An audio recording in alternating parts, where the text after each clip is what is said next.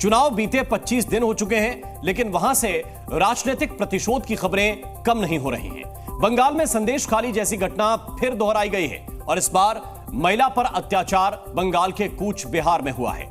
महिला पर अत्याचार सिर्फ इसलिए हुआ क्योंकि वो बीजेपी की समर्थक थी और सबसे बड़ी बात, वो बीजेपी समर्थक महिला मुस्लिम थी।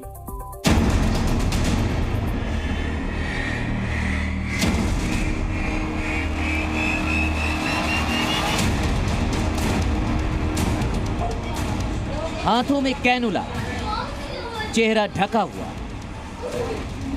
ये महिला राजनीतिक हिंसा पीड़ित है। इनका कसूर सिर्फ इतना है कि ये मुस्लिम हैं और बीजेपी की समर्थक हैं।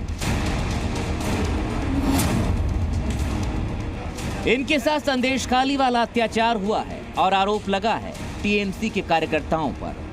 घटना बंगाल के कूच बिहार जिले की है। आरोप है कि बीजेपी के अल्पसंख्यक महिला कार्यकर्ता के कपड़े फाड़े गए, उन्हें निर्वस्त्र कर घुमाया गया, इनकी पिटाई की गई और यौन शोषण किया गया। पिटाई से घायल मुस्लिम महिला को अस्पताल में भर्ती करना पड़ा। चुनाव नतीजे आने के बाद से ये दहशत में।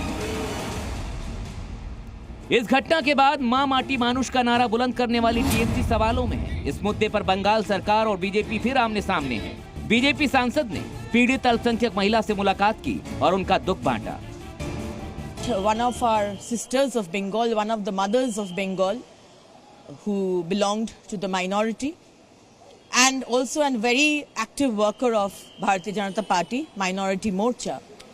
She has been stripped, beaten, and paraded naked in her village by TMC miscreants. And more shocking is there is no statement and no action from our female Chief Minister, woman Chief Minister Mamata Banerjee. We want CBI investigation.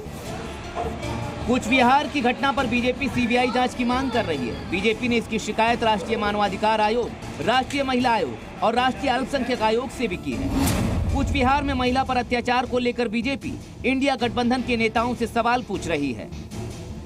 एक महिला मुख्यमंत्री और उनके अंदर में हमारे आदिवासी और दलित महिलाओं का ये बदतमीजी और उनकी इज्जत के साथ बेआबरू हो रही है, पुलिस कार्रवाई नहीं करती। इसे कहते हैं तालिबानी राज। बीजेपी ही नहीं बल्कि पश्चिम बंगाल के राज्यपाल भी ममता बनर्जी सरकार पर निशाना साध रहे हैं और ममता सरकार से उन्होंने रिपोर्ट मांगी है। In many pockets of Bengal, particularly Cooch Behar,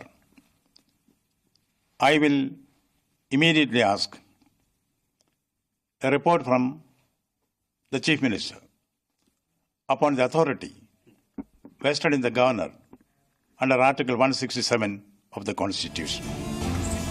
Bengal में लोकसभा चुनाव के दौरान जमकर हिंसा हुई थी। चुनाव के बाद भी वहां हिंसा का दौर थमा नहीं है। बीजेपी के मुताबिक करीब 10,000 बीजेपी कार्यकर्ता टीएमसी के डर से कैंपों में रहने को मजबूर हैं। राज्य में 4 जून के बाद बीजेपी कार्यकर्ताओं पर हमले के 20 से ज्यादा मामले सामने आ चुके हैं। पश्चिम बंगाल में राजनीतिक हिंसा पर मुख्यमंत्री ममता बनर्जी की खामोशी भी सवाल खड़े करती है और साथ ही इंडिया गठबंधन के दल भी इस मुद्दे पर खामोश हैं। ब्यूरो रिपोर्ट, जी मीडिया।